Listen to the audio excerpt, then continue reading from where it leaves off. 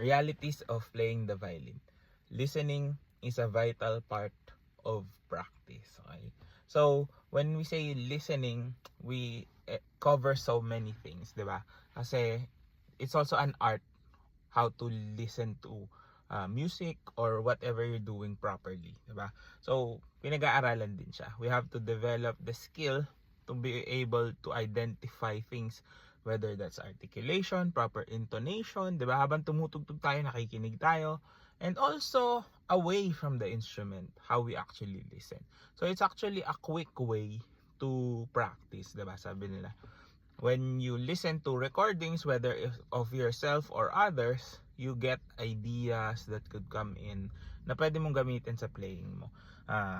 Articulations, play style, interpretations, lahat yan pumapasok when we understand how to listen and what to look for when we listen to recordings, diba? So, nakakatulong talaga yung proper way of listening. So, what do we mean by the proper way of listening? It's basically finding things, no, or giving yourself feedback from what you hear. Kasi as musicians, yung main product that we have is the sound, diba? And with the advent of technology, everything that we have, sobrang dali mag-record, no? Sobrang dali maghanap ng mga recordings as well.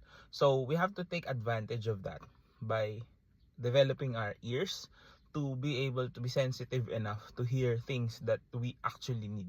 So yung information na balik na yun. So it's like watching game film for athletes, diba? So ganun din sa atin. Kailangan matuto tayong makinig and understand what we are listening to, no? Not just in the sense of recordings as well, but also when we're playing, kailangan hindi lang tayo, for example, if you are in an orchestra, you're not just focused on your own part.